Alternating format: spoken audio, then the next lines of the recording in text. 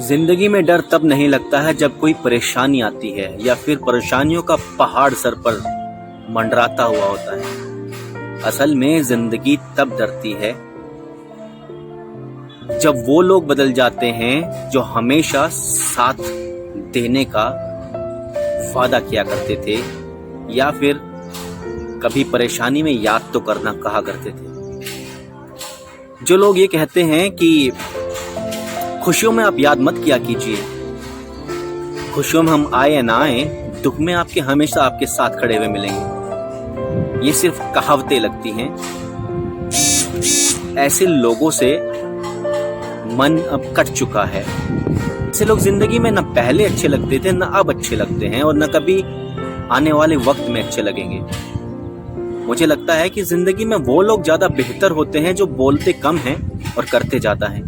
जिन लोगों पर हमें ज्यादा विश्वास होता है ना, वही लोग आपकी गर्दन काटते हैं। वही लोग आपको सबसे ज्यादा धोखा देते हैं। जिन लोगों पर आप सोचते हो कि किसी के जाने के बाद या फिर किसी की मजबूरी में वो आपका सबसे ज्यादा साथ देंगे, वही लोग आपकी मुसीबत का कारण बनते हैं। और जब लोगों को ये पता चल जाता है ना कि उसके साथ वह उसका अपना ही नहीं है जो उसका सबसे अजीज है, सबसे खास है, तब दुनिया उसका फायदा उठाने लगती है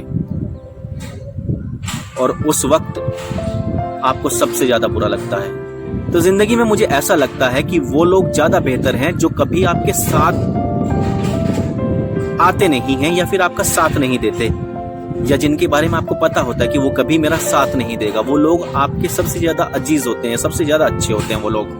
मुझे लगता है ऐसे लोगों का ही जिंदगी में रहना ज्यादा बेहतर है, क्योंकि वो लोग ही सिखाते हैं कि आपको अपने पैरों पर खड़ा होना है। और वो लोग जो आपकी ढाढ़स बनाए रखते हैं, जो आपको ये लगा कर रखते हैं, जो आपको ये महसूस कराते हैं कि वो आपके हमेशा साथ है, और वक्त आने पर वो अपना पल्ला झाड़ लेते हैं। ऐसे लोग आपको हमेशा गिराने के लिए बने होते हैं। तो मेरा मानना तो यही है कि कभी भी जिंदगी में ऐसा मौका आए जब लोग आपको ये कहें, जब आप खुश हों और तब आपसे वो वादा कर जाएं, या फिर आपकी खुशियों के बीच वो आपको ये एहसास दिलाए, ये ढाढ़स बंधाएं कि वो आपके साथ है, कभी भी जरूरत हो तो एक आवाज लगा लेना। तो सतर्क रहने की जरूरत है, उन लोगों से सतर्क रहने की जरूरत है, क्योंकि वो वही लोग हैं जो भेड़िए होते हैं। ये वही लोग हैं जो आपका मजबूरी में फायदा उठाएंगे। ये वही लोग हैं जो आपको कभी आपकी पुरानी गलतियों को याद कराकर ये एहसास दिलाएंगे, बेटा भूल गए वो वक्त जब आपने हमारे साथ ऐसा किया था। ये वही लोग होंगे जो कभी आपके साथ नहीं आएंगे। ये वही लोग होंगे जो आपको कभी आगे बढ़ता हुआ नहीं देखना चाहेंगे। तो उन लोगों से बचकर रहना, उन लोगों से किसी उम्मीद का न रखना ही जिंदगी को आगे लेकर जाने का सबसे अच्छा जरिया है। तो मेरे दोस्तों, मेरे साथियों, अगर आपके साथ भी कभी ऐसी घटना होती है तो संभल जाइएगा, क्योंकि मुझे ऐसा लगता है कि वो लोग जो आपके साथ दिखते हैं मुसीबत के वक्त में, उनमें से कोई भी आपके साथ नहीं दिखेगा। और जो लोग ऐसा लगता है कि आपको कभी अकेला नहीं छोड़ेंगे, वही लोग आपको मुसीबत में अकेला छोड़ते हैं। मित्र बनाना है, दोस्त बनाना है, या फिर अपने कंधे मजबूत करने हैं, तो अपने आप को हमेशा परखो। हमेशा अपने आप को किसी शिखर के लिए खपा दो। अपनी बुनियाद हमेशा मजबूत रखो, क्योंकि जिनकी बुनियाद मजबूत नहीं होती उन इमारतों को ढहा दिया जाता है। और एक बात और याद रखना, जब भी आपको कभी ऐसा लगे कि मेरा इस दुनिया में कोई नहीं है, तो उस वक्त एक बात याद रखना, ये जो सृष्टि का रचयिता है ना, जो कालों का भी काल महाकाल है, वो हमेशा आपके साथ किसी भी परिस्थिति में रहेगा, आपका साथ देगा। और ये मैंने खुद महसूस किया है कि जब जिंदगी को ऐसा लगता है कि अब अंत है, उस वक्त पर वो किसी ना किसी को ऐसे मोड़ पर आपके पास भेज देगा कि आप उस मुसीबत से बचकर निकल जाएंगे। जब आपको ये लगे ना, मेरी दादी जी एक कहानी सुनाया करती थी कि एक राजा को ये घमंड हो गया कि अगर वह किसी को अन्न नहीं देगा तो वह भूखा मर जाएगा। एक बार उसने किसी एक छोटे से जीव को एक बर्तन के अंदर बंद करने के लिए अपने सेवादारों को कहा। जैसे ही सेवादार एक बर्तन लेकर आए, उसके अंदर उस जीव को रखने लगे, उस कीड़े को रखने लगे, उस वक्त जब वह उसको रख रहे थे, तो जिस सेवादार ने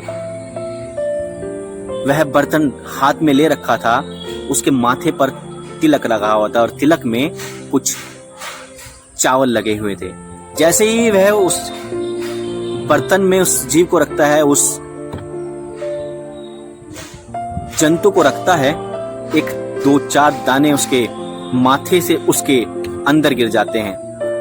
1 महीने बाद राजा उसको फिर से खोलने के लिए बोलता है कि देखना, अब वह मर गया होगा। और जब राजा 1 महीने बाद देखता है तो वह हूबहू जिंदा होता है। राजा को यह एहसास होता है कि ये सृष्टि जो है उसके फेंके हुए टुकड़ों पर नहीं पल रही। कोई है जो ऊपर से सब पर नजर रखता है, जिसकी जिंदगी में उसने सुख लिखा हुआ है, जिसकी जिंदगी में उसने शांति लिखी हुई है, वह कोई छीन नहीं सकता, वह कोई दरकिनार नहीं कर सकता। जब उसने देखा कि उसके अंदर चावल के कुछ दाने पड़े हुए हैं, उसने अपने उस सेवादार को बुलाया। उसने पूछा कि इसमें चावल के दाने कैसे आए। तब उसे पता चला कि वह तो शिव का भक्त था, उसने माथे पर तिलक लगाया हुआ था, तिलक पर उसने कुछ चावल लगाए हुए थे और चावल के कुछ दाने उसके उस बर्तन में गिर गए, जिसकी वजह से वह इतने दिन तक जिंदा रहा। तो ईश्वर आपके तब भी साथ रहेगा जब कोई आपके साथ नहीं रहेगा। अगर अरदास लगानी है, अगर लो लगानी है, अगर कुछ भी मांगना है तो उस परमात्मा से मांगिए। और सबसे बड़ा अगर आप मांगना चाहते हैं तो अपनी बुद्धि को सजग, स्वास्थ्य को मजबूत और कंधों पर अपने विश्वास, बस। और भोलेनाथ का आशीर्वाद इतना बहुत है जिंदगी को खुशहाल तरीके से जीने के लिए। मैं आपका अपना दोस्त विपुल माहेश्वरी अनुरागी फिर आऊंगा किसी नई कहानी के साथ। जय हिंद, जय भारत।